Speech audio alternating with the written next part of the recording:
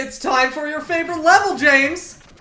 Yes, it is. But first things first, we're actually going to take a quick detour to our final encounter out in the field. Logan, I feel like you should voice him. Okay. Oh my god. Hello. What magic is this? Power, honor, the traits of a respectable warrior. Sir, I don't believe we've met. We meet today on the field of I battle. regret my choice. We've both defeated many knights. Today, we fight. I regret this. Stand aside. You and I have no reason to battle. Conflict is a reason unto itself, brave knight. Today you will be tested. Are you ready? This is payback, Logan. What did I do? For what? Why is it payback? I don't think it's a bad voice. So, I need what? clarification on something. Was it ever confirmed that if this character is a guy or a girl? Because I used to hear conflicting reports. Non-binary. Let's just say non-binary. But anyway, That's fair. the whole thing with this Phantom character, Striker? yeah, Phantom Striker. I love the idea of the character. Did he get any more screen time in any of the other DLCs?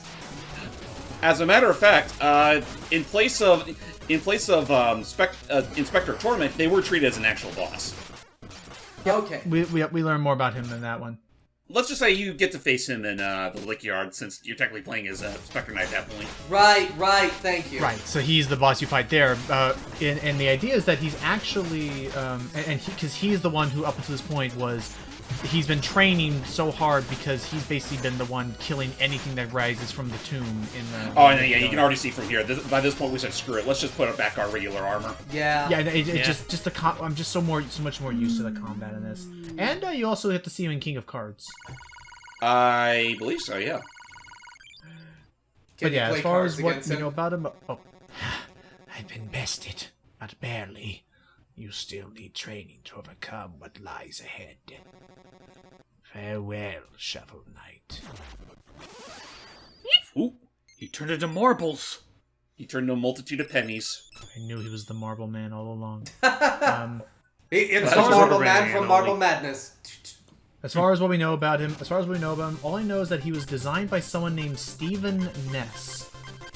Yeah, all of the... By the way, I think it goes without saying, as I mentioned before, all of the DLC...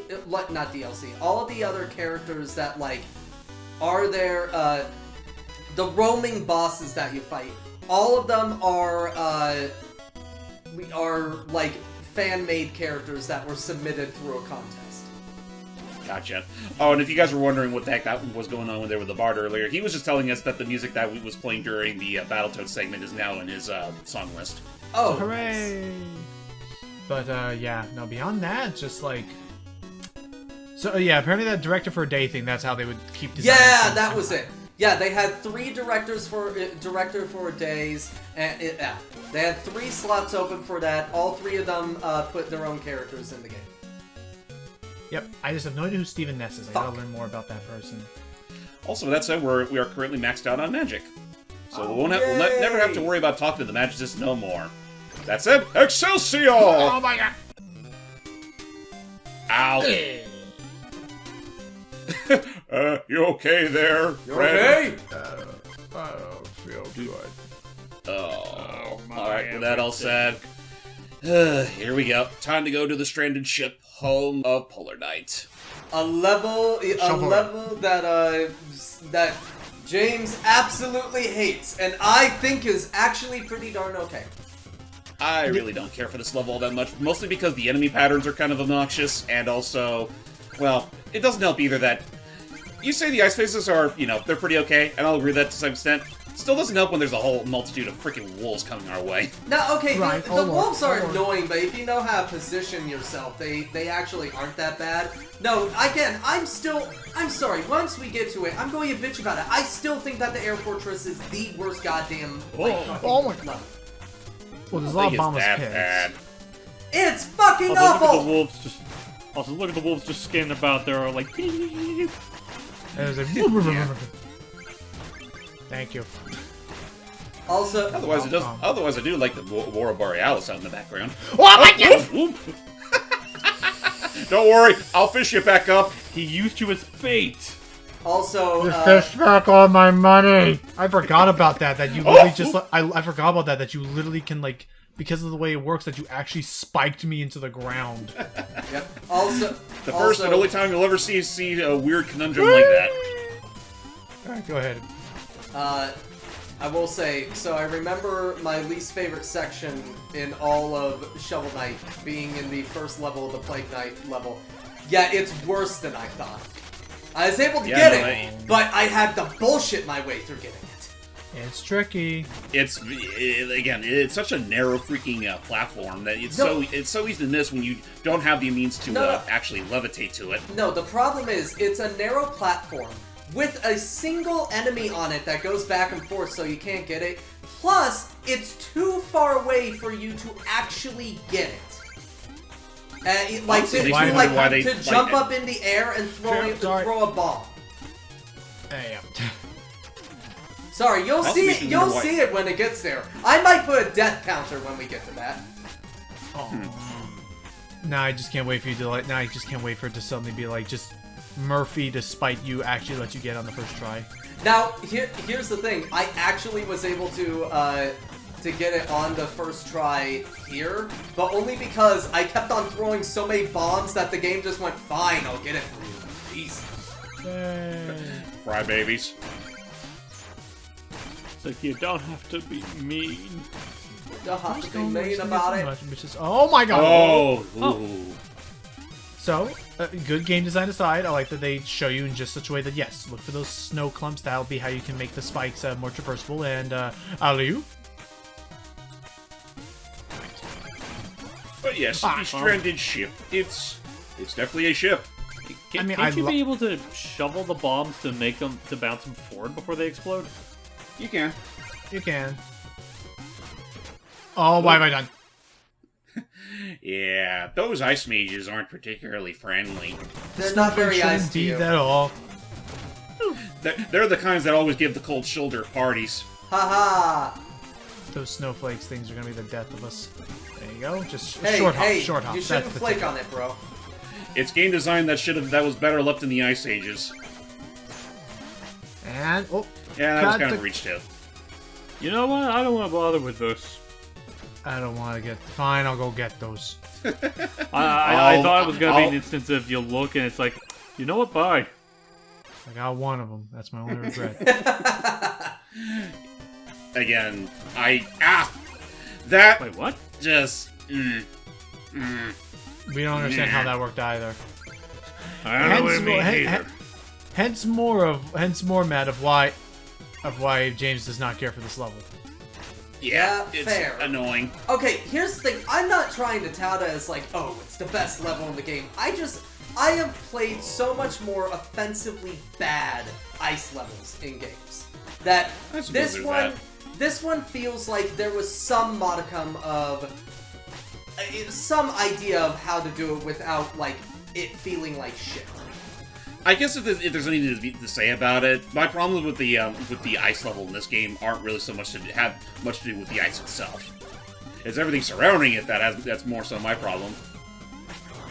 But for now, we have this cool and I can't say I'm not the biggest, and I'll admit I'm not the biggest fan of the Rainbow Bridge gimmick here, even though it does look cool. My biggest problem with it is that this platform is totally fine when there is one Shovel Knight. Yep, but then you got to worry about 2 Shovel Knights, and then it just starts to feel crowded. It gets very snug.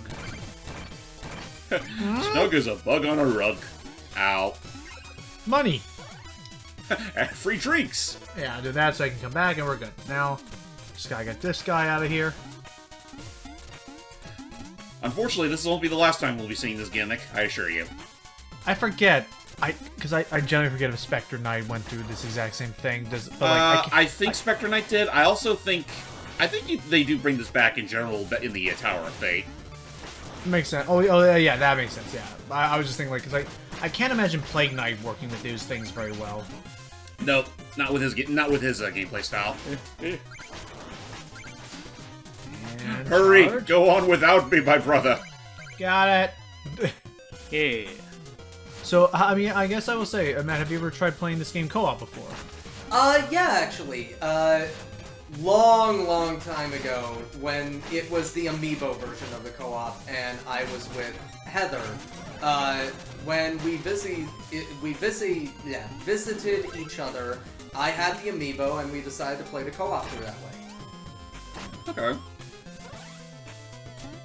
So yeah. In hindsight, then you know that's probably. I'm just saying this right now. That's probably why the co-op was so much better in the Nintendo version. Because straight up, if I'm hearing this correctly, it was locked to having the Amiibo. Yes. Yeah, it was. So in that case, then I can now understand why there's now the added stress of making sure it's actually worthwhile, because you essentially have a paid co-op mode. Like, you don't get to... Yeah. It's not included in the game by default. You had to pay for it. Well, let's just say as an aside, if there's one thing I definitely remember about the Shovel Knight Amiibos, how goddamn long it took for them to even release. Oh my gosh, that's right, yeah, because I remember, again, the Game Grumps, like, had that one... Oh, jeez. They announced They announced it, but, like, a year... I want to say almost 2 years before they actually were all released. Yeah. Yeah? I mean, I want to say the Shovel Knight one took at least a year. Then you got the freaking... the quote-unquote, like, trilogy, like, set of Amiibo with Right. Plague, Spectre, and King Knight, and that, I'm pretty sure took at least 2 years. Yeah, Yeah, I fucking Between loved it. the announcement trailer and up till its release. Right. Go ahead, Matt. I fucking love those, I really do love the Plague Knight and all that, their amiibos. Oh, the designs are nice, and it's called the Warhorn. If I'm not mistaken, I think those same Amiibo were handled by the same figurine manufacturers that also handled Disney Infinity way back when. Yep. That would definitely explain the proportions and stuff. I think they also did Skylanders as well. Not Skylanders. It's definitely not the same kind of rigging model. Maybe not. I was just thinking out loud. Maybe they also did Starlink, but I doubt it. Yeah, I doubt that too. Man, remember when Starlink was a thing? No. Uh-oh. I did for all of, like, what, a month? I mean, you played the Star Fox expansion thing, I think, and you thought it was okay. It was interesting. Listen, Starlink in and of itself would have been a cool game if they just dialed it back on the usual Ubisoft-isms. With all, like, the redoable missions and, like, they explore... Yeah. Yeah, put some actual fucking variety in your game, guys. Jesus. But then I'm curious then, how did the freaking, oh lord, how did the whole, like, gimmick of, like, switching and clicking on, like, new attachments to the ship feel? Kind of cumbersome, which is why I appreciate that they just allow you the option to just sync all that data up into the game itself, so you never have to keep doing that. Ah, fair enough. And yeah, basically you had to redo that because I realized I made a whoopsie. Yep, a very big whoopsie. Because we don't have the Infinite Dagger, I don't think, actually. Nope, that's not until... You don't get that until... Yeah, Infinite Dagger is in the Propeller Knight stage, and that's the very last one we do up until the Tower of Fate. Yeah. You have to admit that, man. If you want the Infinite Dagger, you gotta play through Propeller Knight stage. Yeah, whatever. And that is honestly one of the more useful sub-items to have, so, there you go. It is. Especially for platforming. Whoa! No, it's super fun for platforming and to No, just it is. utterly skip rooms if you're used. Yeah. I was just saying, yeah. No, I'm saying it is. See? I agree. Yeah, indubitably. Agreed and understood, and okay. That looks like a secret entrance if I've ever done scene one. Out of the way, Then sir. let's out. And never mind. I was about to say, let's cheat it then. There you go.